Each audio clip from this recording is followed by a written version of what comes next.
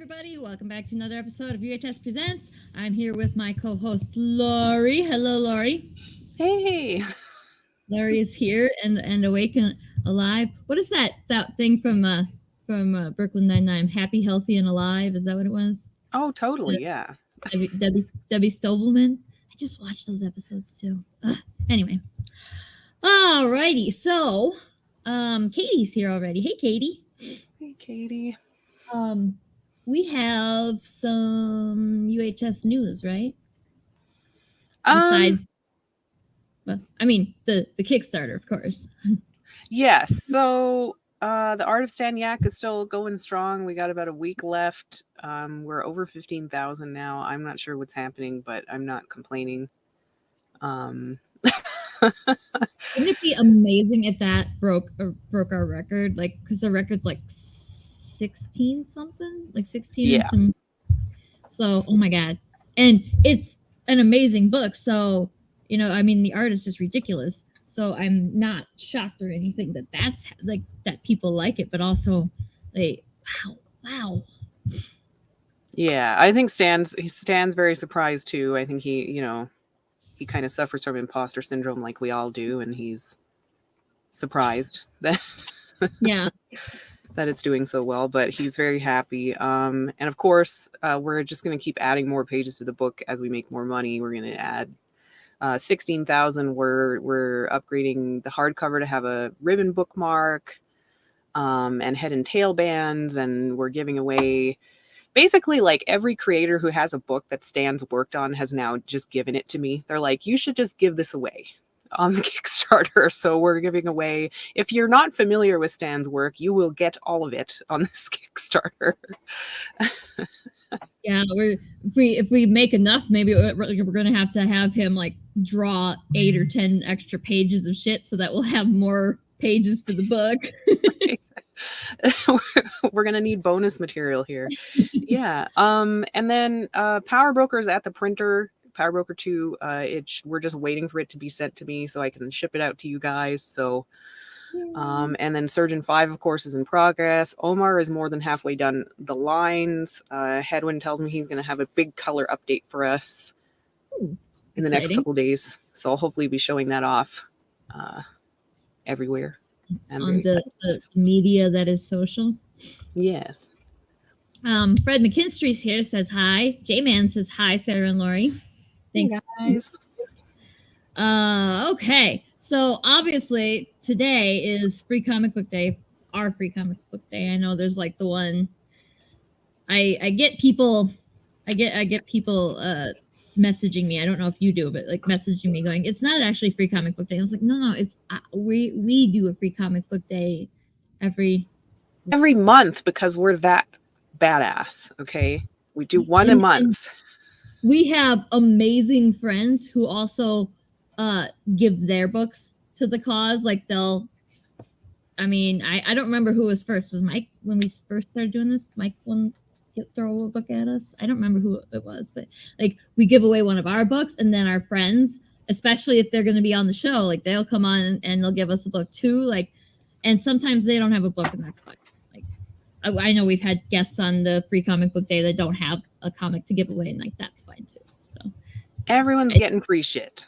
Yeah, any potential guest that's watching and doesn't have something to give away, don't think that we won't schedule you for Free Comic Book Day. My lips are sticking to my teeth. What is that?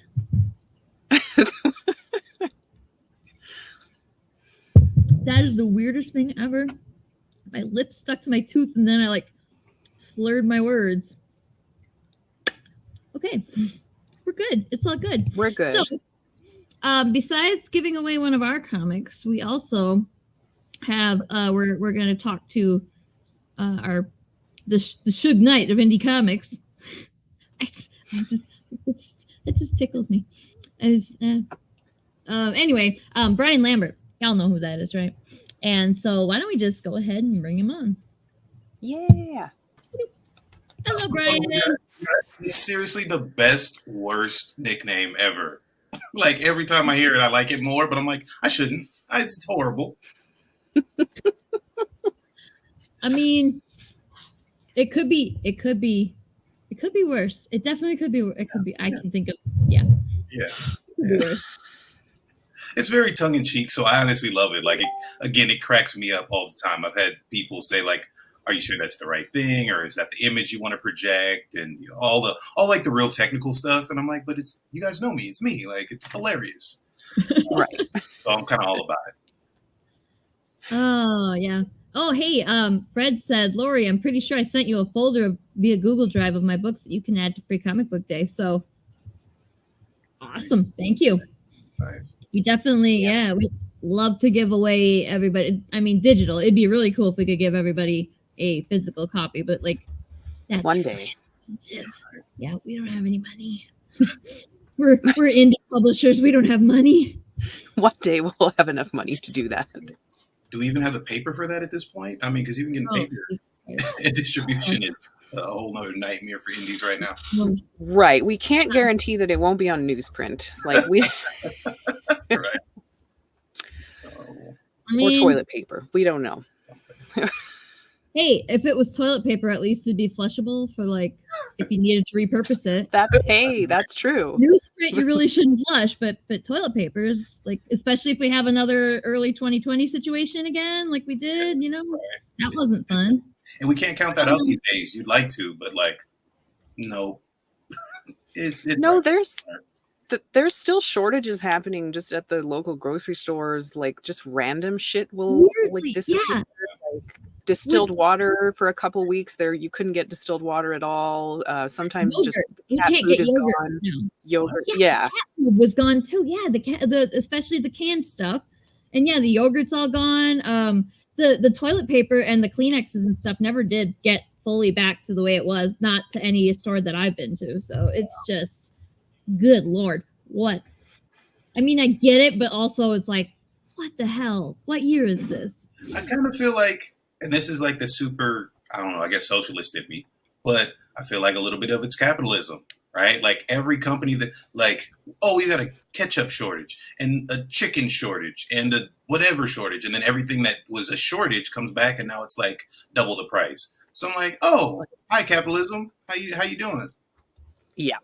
Yeah. Well, I mean, just look at everybody's blaming the government, particularly Biden, for the gas thing. And it's like, no, Biden didn't do that. It's the same price all over the world. It's not Biden. It is the people who are in charge of actually in charge of the oil reserves. Right. They're the ones that are like taking advantage of the situations, the various things going on in the world that they're just jacking up the price. Like it's not, I mean, I'm not going to blame it on Trump either. I don't like Trump myself, but I'm not going to blame it on him because he didn't do it either. It's got nothing. Are you sure? Are you sure though? Are you sure Biden isn't like personally going to gas stations and like he's dialing the numbers? Like he's going there. He's sneaking around. It just seems like, how is he getting to, back down over here in Podunk? Like getting like he's so busy. So busy. Secret government tech. Yeah. Like, is he like, when you become the president, is that like a Santa Claus situation where you can do all this in like within a night, 24 hours? I wouldn't put it past him with the logic of like, oh no, we're not gouging the prices, but we somehow set record profits for the same material that's $7.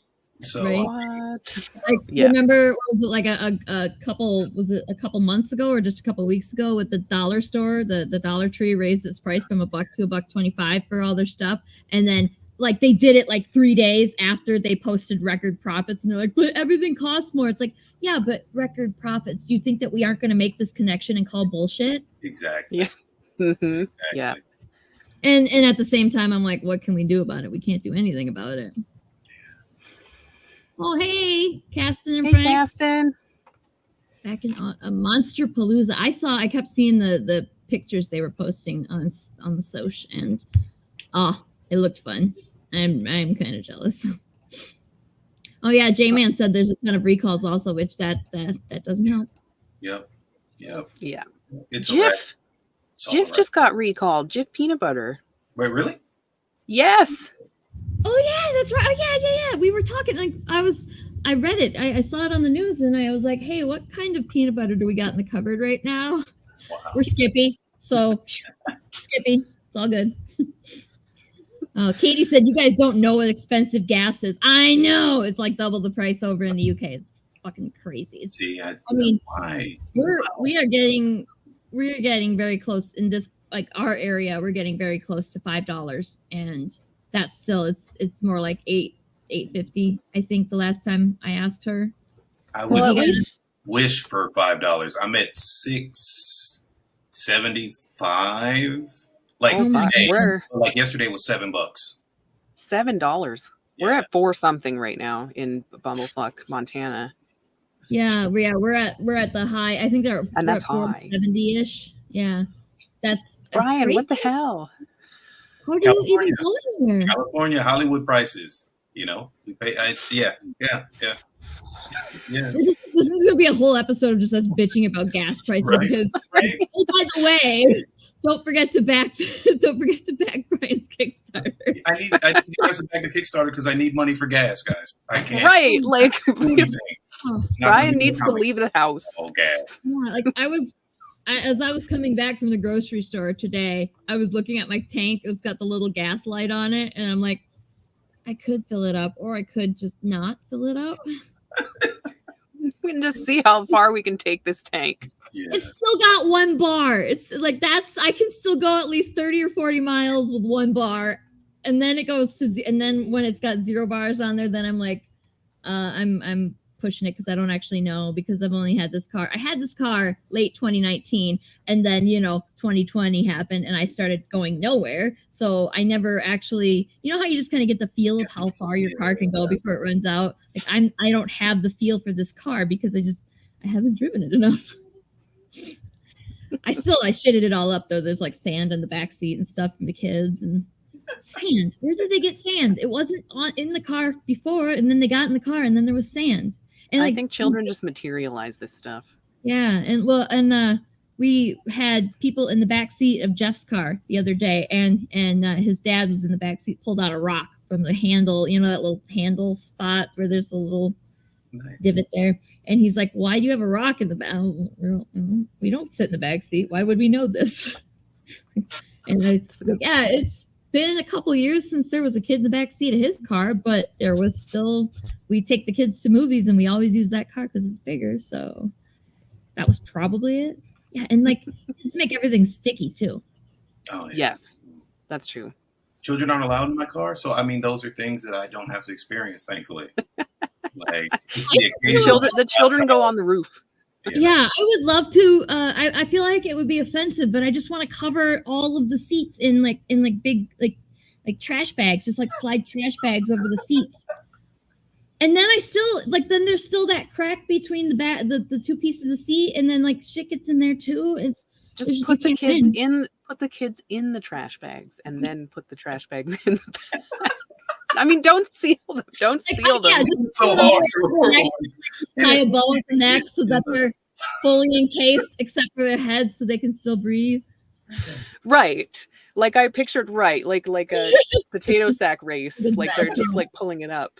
Not. Katie said no kids are ever in her car, and yet it's full of rocks. And Katie, you carry around so much weird shit. That's not that surprising. You got the pond and the plants for the pond, and the baby trees she's been taken down to their wood lot, and you have a reason to have rocks in your car. Rocks. Okay, so let's maybe jump to talking about Justice and Brian's Kickstarter, and let's start with that maybe. If you must. Well, I'm going to say off the top, Justice does not put children into trash bags like Lori wants. And UHS does not endorse putting children into trash bags either. Just so we're clear, we do not endorse this. No. But they should make some kind of hazmat suit for you to put the kid in before you put the kid in the car. I don't disagree with that. 100%. Yeah, like a can koozie, but for children. Yeah. Isn't that just a straitjacket? Child-friendly straitjacket. Right. We started with trash bags, and now we're straitjackets. Okay, A straitjacket's technically more safer, right? It's safer. Oh, good. Tweet's here. Love it. Yeah. Oh, also, I wanted to say congratulations. You guys are killing it with Stan's campaign, right? The artist Stan Yak, which Stan did the original cover for Justice #1. The dude is amazing. So congratulations to you guys. And I was definitely a first day backer because I wasn't gonna miss that myself. Thank Yeah. you. Yeah, we're surprised. Not that like we're just surprised. We're surprised at how quickly it's made money, and I'm really glad everyone's into it, and we're definitely giving backers all kinds of cool shit as a reward for it's gonna be awesome. Yes. I'm very excited. The how fast it rocketed up right away was amazing. And yeah, like I would wake up to messages of Lori just being like, hey, can you make this thing that we weren't ready to, that hadn't actually made it yet? Because, you know, they don't take that long to fix up. And then, yeah, she's like, oh, we need it already. And I was like, seriously? I just woke up. We just, it started to level off. It's not going up as fast now, but like we were just blowing past stretch goals. It was amazing. Yeah. I remember, I think the first 4K, I was like, I looked and I think it was like within an hour or something ridiculous like that. And I was like, oh, I missed this. Now you're back or 117 or whatever in the first hour. So, again, you guys did great. You guys killed the algorithm. Like, but it deserves it though, too. Like, it's not a thing where it's a flash in the pan. So that's pretty cool. I mean, Stan definitely deserves the attention because this art is crazy. Yeah. Wow. Speaking of art, let's talk about some of the art in Justice. Ooh. We got a couple of clips up here that you sent me, so we can look at those. Okay. Yeah, I love looking at. I love looking at what Fabio and Nestor have done. And this is what I call the most controversial panel in indie comics today. I've gotten some pretty awesome DMs for it, and I've gotten some pretty crazy DMs for it. But I can only imagine. This is the end. So there's one group in particular that I'm actually a part of now, but it had gotten posted in the group in Facebook, and it had the picture had something like 1,000 comments, like day of. It's been really talked about, which again I'm happy for. But in Justice #3, Justice goes to hell. That's the long and short of it. And this is part of what he sees there. I don't want to give obviously too much away, but there are a couple releases. Obviously, there are some faces that we all know and love, and it's part of a deepening plot. So I will say, and this is not a spoiler in any way, shape, or form. Justice did not beat all of these people, and he is not the victor and the champion over all these things. This is definitely a story point, and I think that being indie comics, sometimes people think that you're going to do that where you put your character above everyone else's because they've just destroyed the entire Marvel universe or the DC universe. That is 100% not the case here. I've said it a bunch of times. It's an homage to Spawn #10, in which Spawn actually goes down into hell, and he encounters the Wall of Hands, and then he encounters Superman. And this is 100% an homage to that. And it's something I wanted to do my entire career. And so I get the chance to now. So if you are curious about this panel and this page, obviously it's in Justice #3, and it plays out very quickly in terms of telling you why it's like this and what's going on with the backstory of all of it. It's not something that I'm going to just kind of use to keep people coming back.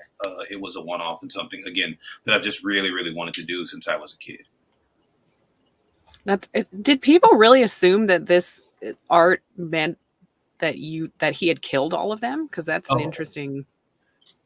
Yeah, honestly, a bunch of people, and even some of our contemporaries, people that like we would consider peers, had asked me about that or said oh man, I feel some sort of way because you have Justice putting all these people into hell. And again, I wasn't going to spoil the plot for them, but I was like, hey, hang out, read the book, and it like makes sense. Because that's 100% not the case. Yeah. Okay. But I also had not a number of people. I had one guy in particular say that this was right-wing religious propaganda. And that super confused me. I don't even understand how that works. I can see it. It looks like it's a crucifixion kind of thing. So I can see that. I would. But- That's being raised Catholic. I guess that was actually the first thing that popped into my head was like the Romans crucifying Jesus. That's what I thought of. And then, even though you've got them on, they're hanging off of X's, not off of a cross, strictly a biblical cross anyway. So that's that's the imagery I'm putting forth. So I agree with you. Like, thank you, Katie. Thank you so much. He's gone through a couple different versions. And so I'm super happy with this one. And I'm super happy with Fabio telling me to knock it off. And that's it. Fabio really did his thing. But as far as, so the imagery is supposed to be reminiscent of that, in my opinion. I do come from a Christian background, Southern Baptist, the whole deal. The part that got me was the propaganda part of it, because I was like, well, who knows? Propaganda for what?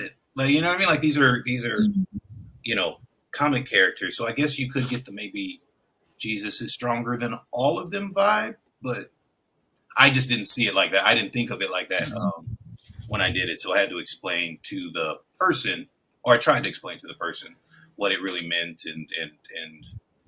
and how kind of far away I stay from strict, speaking about religion strictly, as opposed to using religion as a mythology to base things on.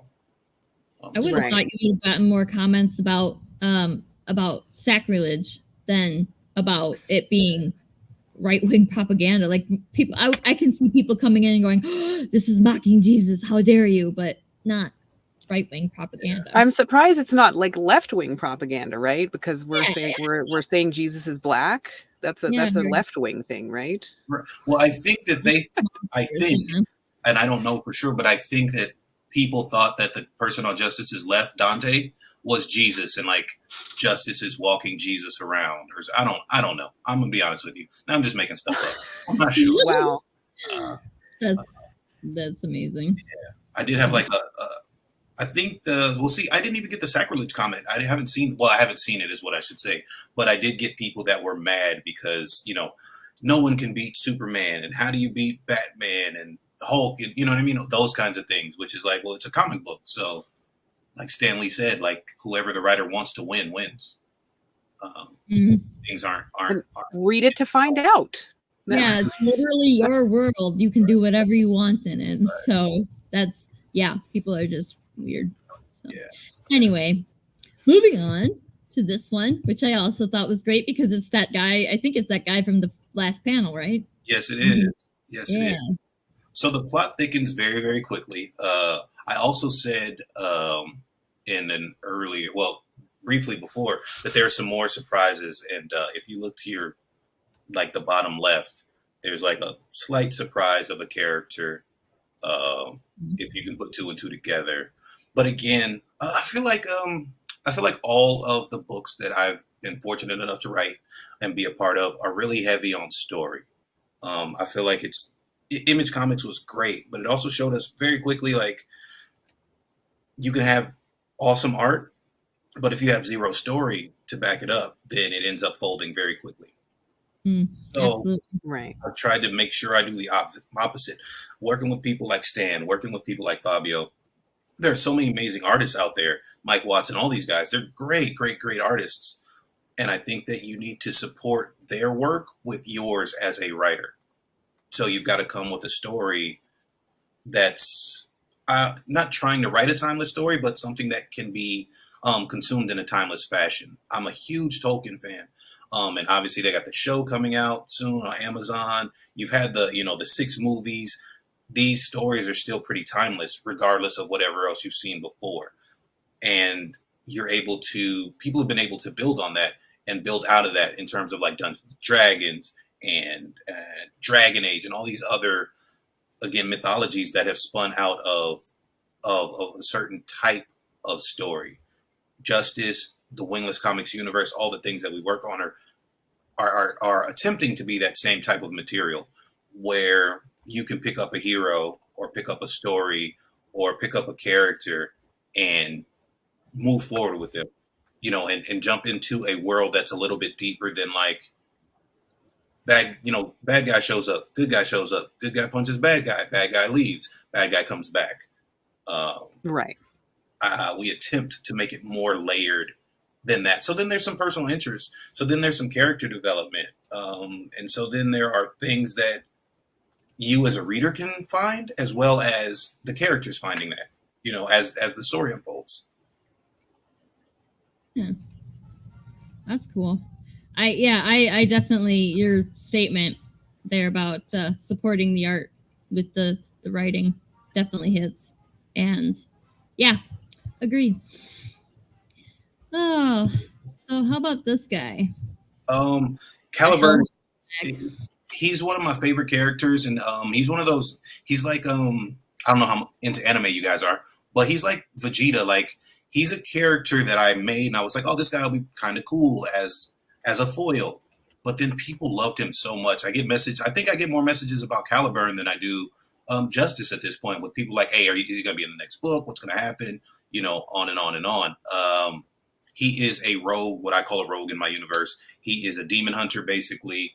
But he's really kind of nonchalant about it. He's like, oh, yeah, demon hunting is my business, basically, and business is good. So he loves what he does.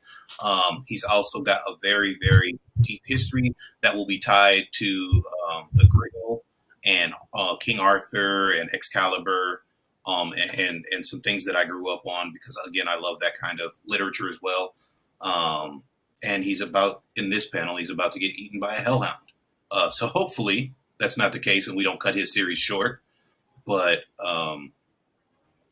Caliburn's book runs as a backup feature in each issue of Justice. So when we hit Justice number 4, you will have the completed Caliburn number 1. I do that because another thing that we often see in indie comics is that we want to put out a lot of ideas because we're super creative people, and sometimes we get ahead of ourselves. And so we don't have the audience or the base to support, a complete secondary project. So in order to continue to get this story out and kind of weave the mythos of the wingless universe, I've made sure to put Caliburn in the back of Justice for a couple pages every issue, just so that we can continue his story and just so that we can kind of build the momentum around him. That's very cool.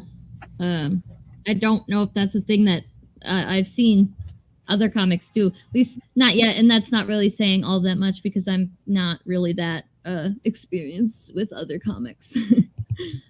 I was not the comic nerd growing up, so yeah. So I don't know. I've never seen it, but maybe it's a thing that other comics have done. But that's really cool. A really cool little unique sort of way to get that story out there without asking about everybody to buy a second comic too. So yeah, bunch of ways. It's been very beneficial to kind of introduce the universe. So we do something similar with almost all the comics that we do. All the comics that we end up publishing always have a 0 issue, and the 0 issue will go as a backup in one of the other comics. I think I remember I want to say I remember DC doing it like back in the day, but like early 90s, where they would just give you like a little short story from another character to kind of pique your interest or whatever. And so that's where I want to say I got it from, this specific version of doing it. But also, I just want to put stuff out there. And again, money being what it is, time being what it is, everything else that's going on. I think it's, for me at this stage, it would be a little egotistical to think that people can just go out and buy a book every month on Kickstarter. I would love it, but I don't think that, necessarily that's the best business strategy. Again, because we're still growing. Right. And yeah, especially after all the complaining we just did about all the high prices of everything, asking people to buy a comic. Yeah. Right. It's what we want, but also we understand. Mm-hmm. So, okay. And this one was my favorite one. That's the one I used for the thumbnail. It's just a very strong, the crop is good, like the composition's good. I just like this image. So I have an awesome marketing team and an awesome advisor / mentor / sounding board / editor, I think. You may or may not know her. Her name is Lori Foster. And so this is actually it's the standard cover for Justice number 2. We had gotten a couple covers done. I really, really like this one. We got another one done from Thiago Silva that ended up being the foil cover. So when we launched this campaign, Lori browbeat me. She was like, use this image again. I was like, but it's, I don't know. People didn't like it. And she was like, everybody liked it. Like, you're dumb. Do what I say. And so I did not say that. Okay, Lori's never called anybody dumb to their face right? in her life. She might have called you dumb after she got off the phone with you, but she didn't call you dumb to her face. Yeah. No, the intonation was there. She didn't actually say it, so that's not a direct quote. But I know what happened. So she actually recropped the image for me, set it up, and it again. Nestor Regula and Fabio Samao just did an amazing job with it. It conveys all the emotion like that I wanted. So I don't know. I'll put things on paper like, oh man, this person reaches out to this person and they look pained. And I know that that's not really a great description, but it works perfectly for Fabio. Fabio knows exactly what should be on paper, even if I don't know, even if, I'm kind of wrong. So I'm just supported by a really, really awesome team of really creative and really talented people all around. So I get images like this that can be used in perpetuity because they look that cool. Oh yeah, you definitely want to keep this one. It's very good. It's so cool when you get a team together for your book like that, where you can just be like, I'm not sure if this is enough description, but the artist is like, yeah, I got it, and does. That's pretty cool. So I think that's another thing with indies too. Like, I mean, because obviously a lot of this is structured around indies, is we don't sometimes take the time to build that relationship. Fabio and I had done 6 or 7 like pinups before the first panel was even done. So we got to know each other, and he had to ask me a bunch of questions of what do I mean, because also you have the language gap. Fabio's from Brazil, so his first language is Portuguese. So we had to communicate that part, and a lot of times I think at least American indies will go in and like, well, I paid this guy such and such, he should know how to do it. No, dude, you've got to communicate, and then don't get mad if you need to do changes. Like if you have to make a bunch of changes, then be willing to say, hey, we need to make a bunch of changes, but also I'm going to pay you for this inordinate amount of changes that I've done. You know what I mean? In order to foster that relationship a little bit better. And a lot of people won't do that. But for me, it's been a winning formula. Like, what do you need to do what you got to do, Fabio? Okay, cool. Nestor, what do you need in order to like make your magic? Okay, cool. And that's just been, again, I've been super blessed, especially to only have been technically in indie comics with Wingless Comics for 2.5 years, and have Justice have 10 appearances, in different books, 10 different books. So I'm psyched. I love it. Yeah, that's amazing. Well, we've passed the halfway point, so I guess it's time to give away our free shit. Oh, free shit. Let's go. Bam. Yeah. There's the free shit QR. And what do we have this month, Lori? All right. Let me put the link to there. So you can also go to uhstudios.com/free shit. Brian is giving away Nightfall #1 and 2. Yes. I don't know if you want to talk about it briefly before I... Oh, I thought you were going to segue. So, real quick, Nightfall is a crossover series that Wingless Comics and Constant Hustle Comics entered into, and our heroes come together because an ancient society is trying to resurrect an Egyptian serpent god and destroy the world. So, in order to stop that, our heroes come together. So, you get the first 2 issues to kind of see the plot unveil, and appearances of Justice, Lux, Caliburn, Avery the Astonishing from Constant Hustle Comics, her, and just a plethora of people and things. It's your classic superhero team up, Avengers type story. So it's a lot of fun and easy to digest. Yeah, and if you're, if you're not sure if you're going to back Justice 1 to 3, you can get Nightfall 1 and 2 right here, free. Read them, get an idea, of what Wingless is doing, and you can see Justice in there too, and then back that shit. Yeah. Yes. Yeah, yes. Absolutely. We're also giving away the Surgeon #3 along with Nightfall 1 and 2. First of all, because Staniak drew it, and of course we're running the Art of Staniak right now, so we thought we'd do a Stan kind of theme. And also, Brian is going to have it set up so if enough people back Justice, they're going to get the Surgeon 1 and 2. So if you grab 3 here and you back Justice, you get number 1, 2, 3 of the Surgeon. There's a whole symbiosis happening. I completely forgot that, to my shame. I was like, wait, oh yeah, we are. Yeah. You got a lot of shit going on. It's okay if you forget once in a while.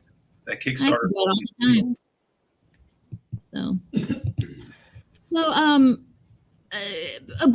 About your, well, I guess Justice in particular. You have any particular inspiration that like for the original, like when you had your story in your head, like how did it materialize?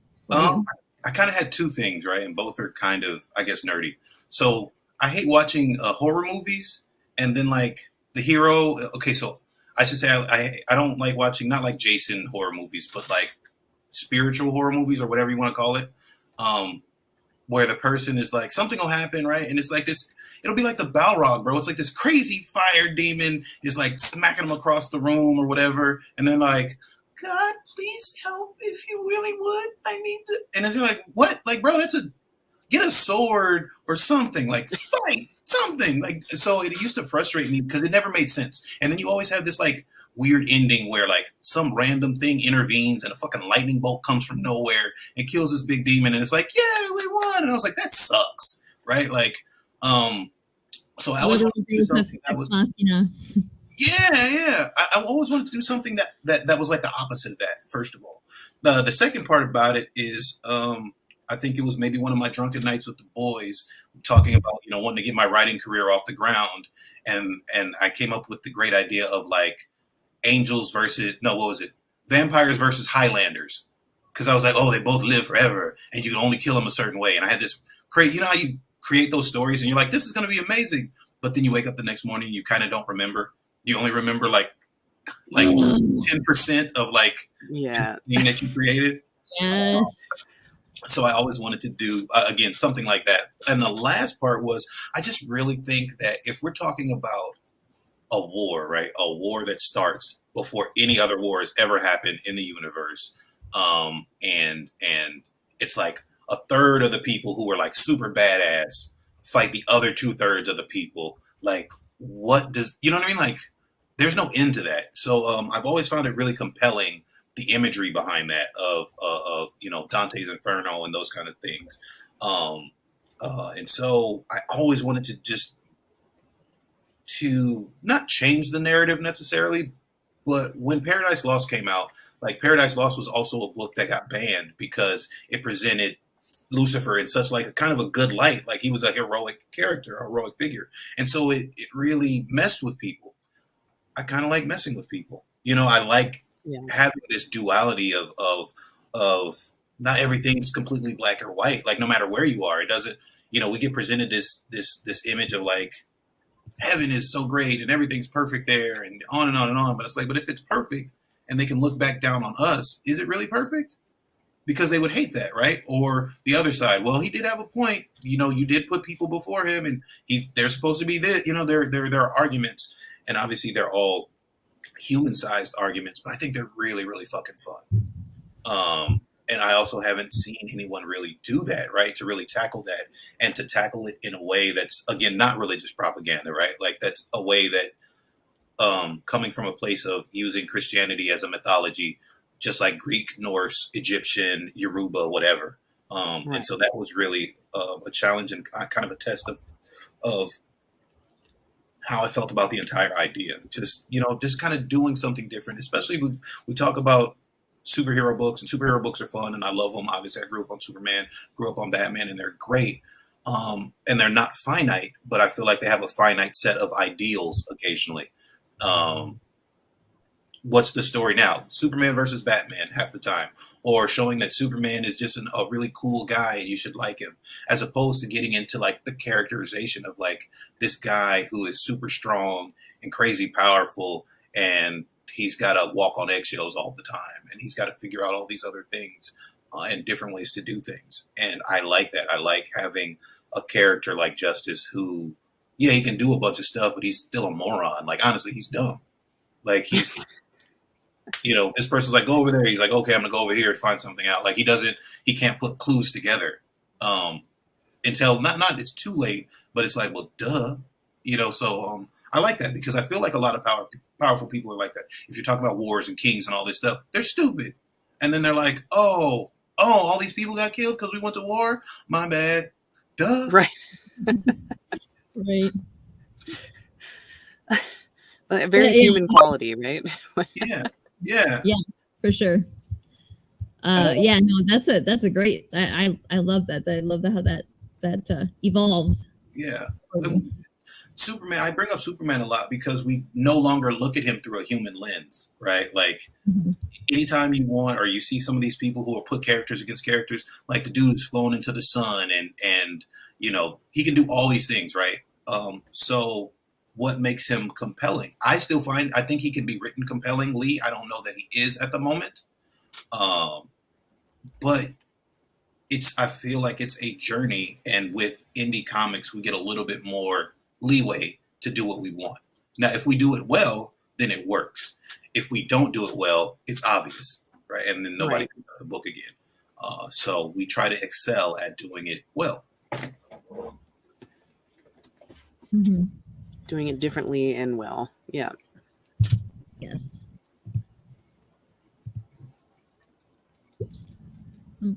What are you breaking? Not a happy face. Broke my crap. Jesus. Nope, we're okay. It's okay. Nice. Everything's fine. So it's like a scene from Star Wars. Like everything's fine. How are you? Should we show Brian's campaign a little bit too? Yeah, let's do that. I have it up. I just didn't. Oops. Okay, I don't have it up anymore. I'm having a good time right now. Having a great time. It's okay because I still have your email with the link in it, so I'm just gonna go to my email and get it. We're good. So instead of hitting the tab, I hit the what are the chances to hit the X on the tab? My life. Both of you guys are sleep deprived and snack deprived, so It's time. There we go. Okay, now we're good. I got it. So this campaign is awesome, and I'm going to use this time to pivot and be like, Lori, when do I get to write Unlikely Hero Studios book? The fans demand. Another crossover book. Right. Oh. Yes. Who would Justice be coming? Whose world would Justice be coming into? So you know what? You actually hit on something pretty cool. So there is a crossover story in the works, and actually Justice won't be in this book, but characters from Ace Blade, Lumberjacks, The Surgeon, Nia Kaler, and a few others will be interacting very, very soon. So it's going to be this big, not huge, but a pretty awesome, pretty hefty story that we're working on in the background. So it will be pretty cool to play in the UHS sandbox. It's going to be kind of dope. Yeah. Well, not only that, but like Brian's going to be involved in a bunch of upcoming projects, most of which I can't talk about yet, but he is going to be involved in the Sundering, which I can talk about, which is going to be a big tabletop role-playing game book that we're actually going to be releasing probably late July, early August. Hannibal Taboo, Damien Poitier, and Brian is going to be helping us out.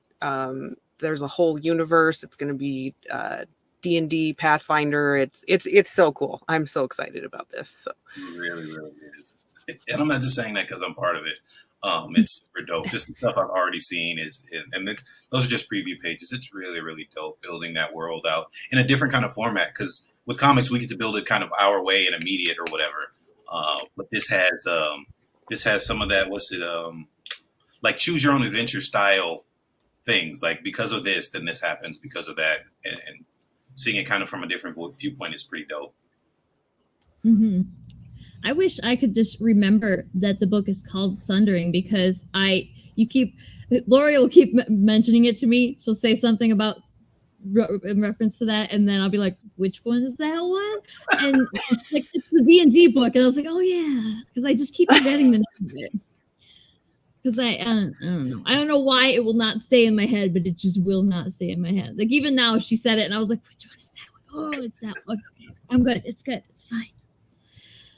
But that's how my brain works. I don't know. She makes it easy for me. She just says the D&D book, so I'm like, oh, that one's cool.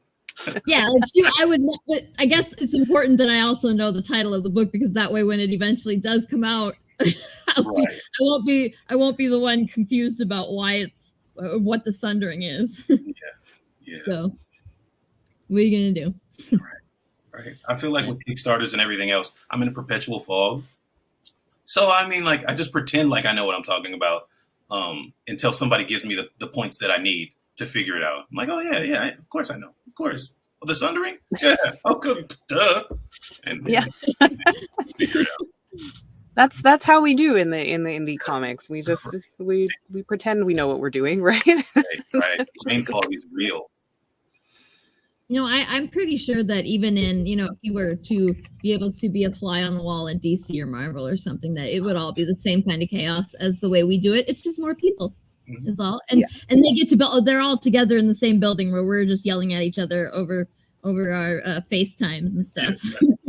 So it's the same kind of chaos. Nobody knows what they're doing. We're all very confused. Right. It's like that scene in SpongeBob where he's in his brain and everything's on fire. Yeah, that's just how it is. Right. Guys, look at the shit. We're less than $50 from a stretch goal. This is unacceptable. Yeah, we've actually. So I will say, and this is again for I guess indie publishers or people who are trying to get into Kickstarters and all these things. There are some ups and downs. Now, don't get me wrong. This campaign is ultimately an up. But we've lost more pledges this campaign than we have previously. We always have to remember that, like we said, I mean, we were joking about it and then we talked about gas prices, but life is happening for people all over. So you never know what's really going on. You really can't take it to heart when people drop pledges or things happen, because you never know what's going on in somebody's life. There are people who I've reached out to because of drop pledges, but in a fashion of like, hey man, you've always supported. I'll send you the digital books at the end. I know life happens. Like, do what you got to do. Because again, while we're asking for support, right, we do have a product. So people are purchasing something, but they're also supporting us as creators. So I think that people that have shown that they're down to support you. And again, they bought all 5 issues of Nightfall. They bought Justice 1 and 2. And then all of a sudden their pledge drops, right? Like, I feel like those people are, they're part of the crew, they're part of the family. So I'll reach out to make sure that they are good. And if they are, and I've had people that have run into some issues. And I was like, hey man, I'll shoot you the digitals after, so you can still enjoy and keep up and support any way you can. Even just reading it and dropping me a message and saying they like it is great. So I say all that to say that kind of service from the big two. Yeah, it's people really, care about you. We talk about community, so I feel like we have to put that face forward a lot of times. And that's not necessarily easy, but it's a must. And I say all that to say that that everything ebbs and flows. Again, you're going to have a UHS campaign that crushes 16K, right? Like, boom. But you can't compare that, or I can't compare that, right, to what I'm doing here, because they're different materials, they're different fan bases. And you can't let that get to you. You have to know what your goal is ultimately and go for that and achieve that and be realistic about it. And again, realize that there's going to be some up and down, and that's okay. Things are going to change, but that's business itself. And that's the part I think sometimes as creatives, I know, look, don't get me wrong. Lori has been on the receiving end of messages, as has Brett and Malachi. And I'm like, does everybody hate me? Because we didn't make any money today. So everybody hates me. This is the worst book ever, right? And it's super not true, but that's how you feel because it's such a big part of your heart, whatever you're creating. So you've kind of got to stick in for the business aspects, as well as the passion fueled, like, exhilaration you get when you achieve certain things. Yeah, definitely. Yeah, absolutely. I can relate to that too. Just like trying not to get frustrated about drop pledges or edited pledges or whatever it may be. Because you do take it personally, like just for a second, you know, you're like, oh shit, well, what did I do wrong? Yeah. You know, occasionally I'll make an update and be like, hey, you guys are getting like these 3 free things. And then someone will drop their pledge and I'm like, what are you doing? I just gave you free shit. What the fuck?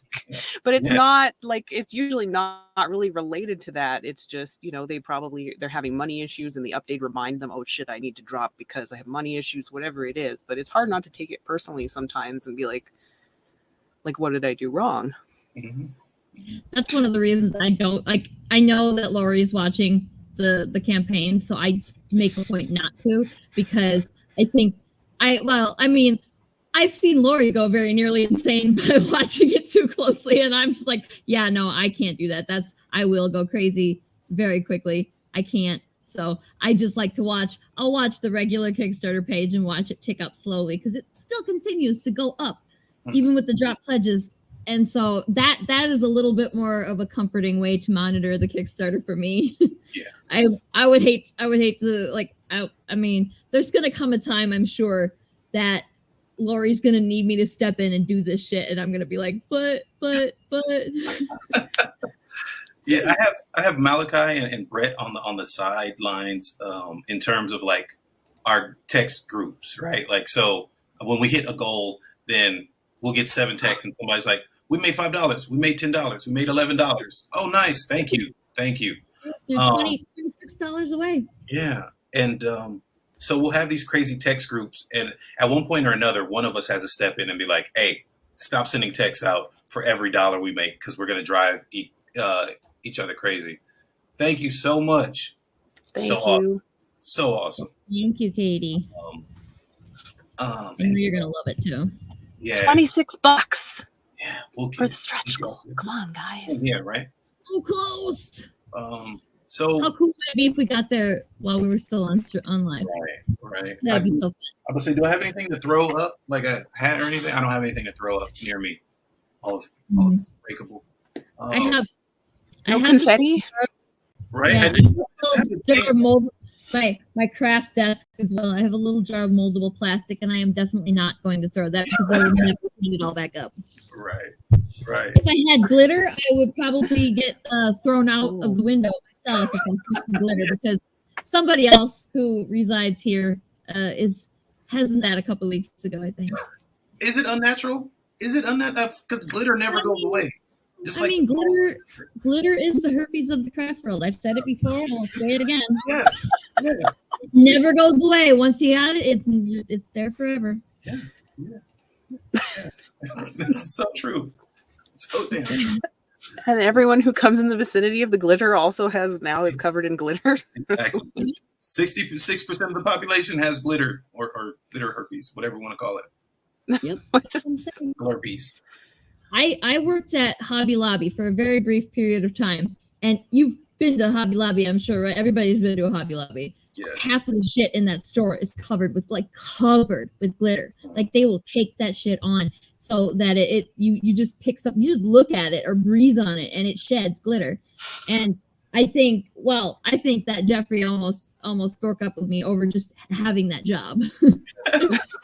But then I would come back and the stupid, my pockets, my clothes pockets would have glitter in them and stuff. And all I ever was doing was I was at the checkout. So things people brought up and I would just touch them for a moment and then that was it. And I'd have glitter on my face and glitter. Oh, wow. You did it. It's there. Oh, thank you guys so much. I really, really awesomely appreciate it. And you guys get you're the first to know, stretch goal at 5,000 is a metal bookmark.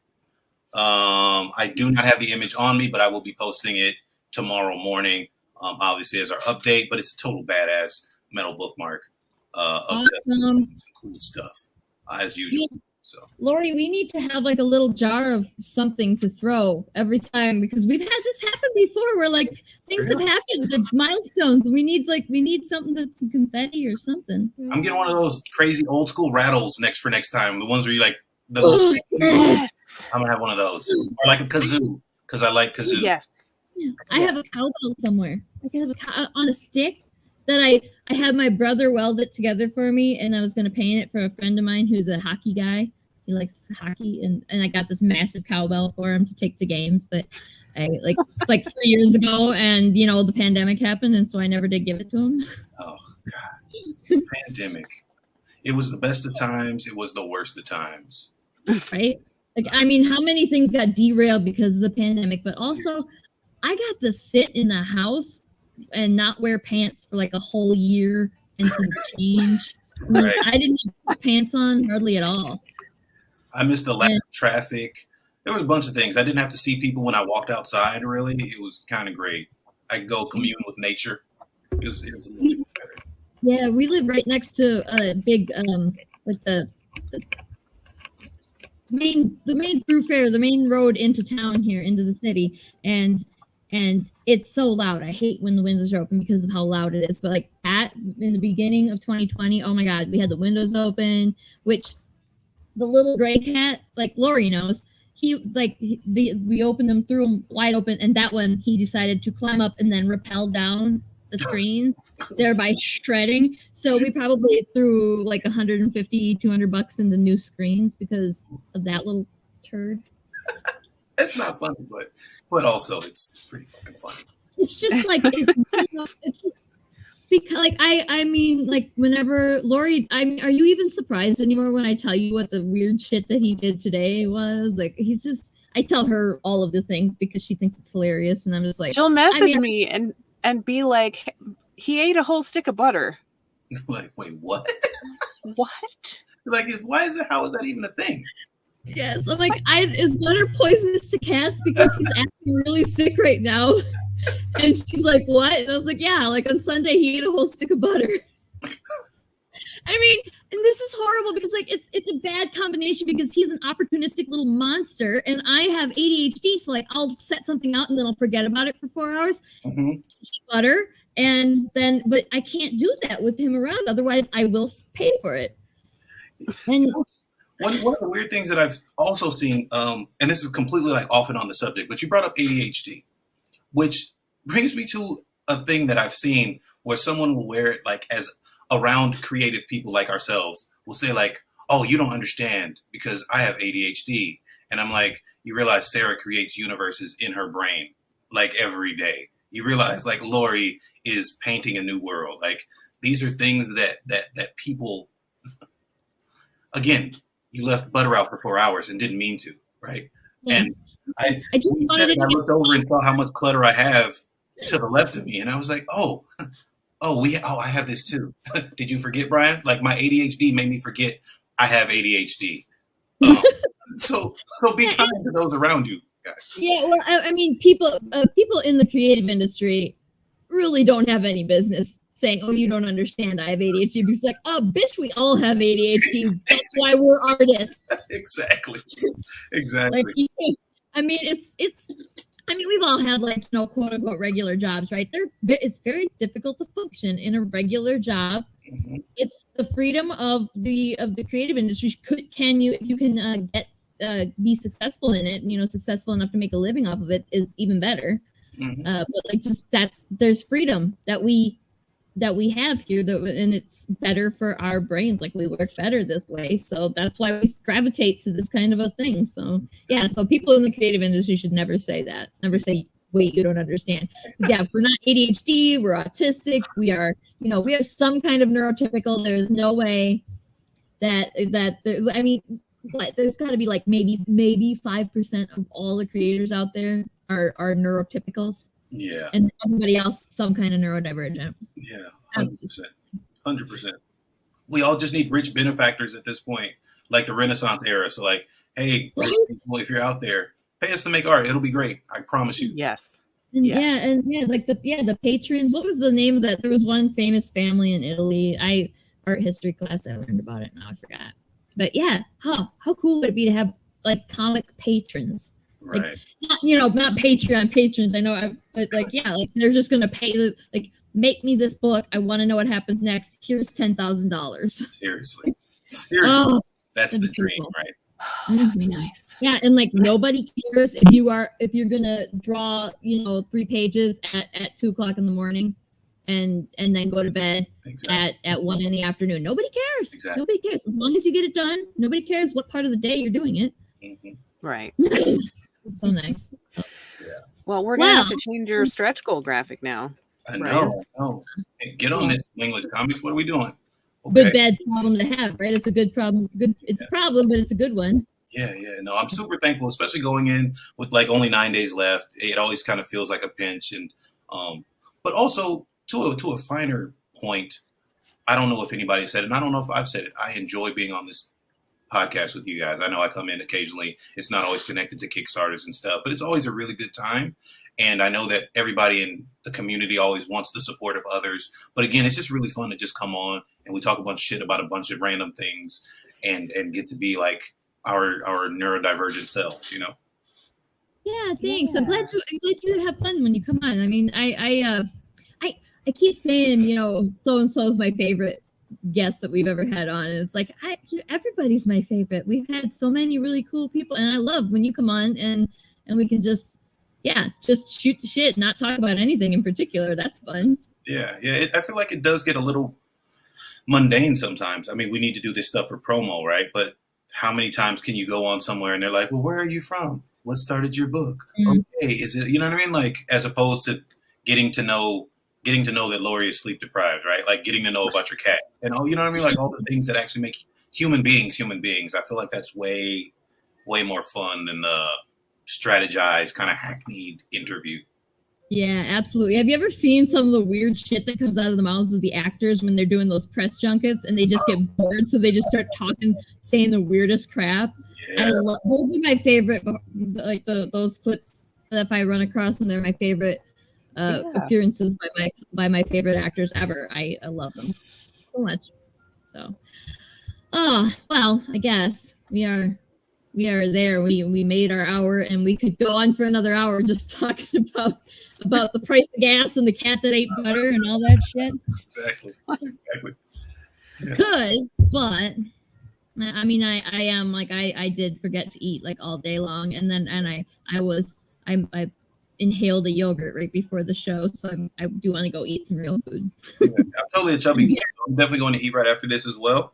Like, yeah, I need it. So I understand. I completely do. Awesome. But thank you guys, obviously, for having me here. Justice has 9 more days on the campaign. Thank you guys. Thank you, UHS fans and friends and family, for getting us over our stretch goal at 5K. It really means a lot to us. And it also, you know, spoiler, it means a lot to the future of Wingless Comics. There are a lot of things going on in the background. So every time we get pledges and every time we get support, that helps us put out the next project, because that's what we put the money forward to. So thank you guys for that. Again, thank you guys for having me. We still got 9 days. There are a ton of things that you can get in the campaign. There's cameo tiers. There's a tier where you get to work with us and we'll do a 3-page comic for you. Retailer tiers that'll give you 8 comics, 8 issues. I shouldn't say 8 comics, but 8 issues. I think 40 comics total, because it's like 5 per for retailers out there. T-shirts, posters, the whole deal. We've got a bunch of stuff on this campaign. So again, man, I just really appreciate you guys supporting and coming out and watching, you know, my vision as I tell this story of justice. And I get to take the coolest hero that I've created, right, and put him in hell, which I also think is super cool. Because, like, why not? Right? That's exactly. I want to see Justice on TV. I'm waiting. It's like, yeah. Don't spoil my face. I'm gonna pop this up here for 1 more minute. If you guys haven't scanned the code or gotten you're gone to the link, you still have, you know, this one's gonna be up until the next one. So, but you know, people forget about it unless it's right in front of your face. Like, this is your last chance to scan the code. Live anyway. I suppose everybody could go back and watch it again. But have you ever watched a live stream after the broadcast is over? It's just not the same. Like, it's still fun, but it's not the same. I kind of listen to them sometimes. Like, I treat it like a legit podcast, and I'll listen to them after. I don't know if I've watched, but I'll definitely like listen while I'm doing something else. Yeah, and that would be. I should try to, because I missed so many of them, and then I'll go, like, there'll be a month, and I'll be like, oh shit, I missed all of these. I could download them and just play them while I'm driving to nowhere because I'm not driving anywhere right now because I don't have any gas. Remember? Yeah. It's on But that, like it's on that in line. theory. Yeah. So okay. Yeah. Thank you so much for coming on. I really enjoyed talking about everything that we talked about. I mean, justice, but everything else. Always fun. Next Monday, we have Don Walker, I think. Don Nice. Walker's coming, and he's going Great to talk guy. about his book. We're going to Great talk about stuff and things, and it's going to be fun. We're probably going to talk about the price of gas too. I feel like that's going to be a topic for every episode for the foreseeable future, at least for a minute or two. Don is a California guy too, so he's paying. He's at $6 plus. That hurts my heart. Ugh. Yeah. So yeah, that's what we're doing. If you haven't done it yet, go back Brian's Kickstarter. It'll be really fun. It's a really good book. And if you can't or you just don't want to, like, I get it. But if you could like and share when on social media, yeah, like and share the posts because that like you don't get it. I mean, you don't appreciate how much that helps unless you're on our end of the thing when it really does help because our posts get nuked and like Facebook knows. I don't know. Yeah. But if you like and share, it helps a lot. So, even if you don't have any money, like if you want to support but you don't have any money, like just like and share the post. That's super, super helpful. It's so helpful. So, so back Brian's thing, Artist Staniak is still alive. Go back that. We still got a couple more weeks on that, I think. Or one more week? I don't know. 1 week. I think just some time. Just have a similar amount of time left. Yeah. Justice has 9 days, I think it said. Go back those. You still got time. There's like Stan's book. We're at like, what are we at? Like 6 or 7 stretch goals now. We've like 100 stretch goals. I don't know. There's 8. So much shit. We've unlocked 8 stretch goals. Nice. So much extra shit that you're getting if you back. I mean, it's just what I don't even know. So that'll be that. That's the show. So I hope everybody has a good night. Thank you for watching. Thank you, Brian. And everybody have a lovely rest of your evening. Bye.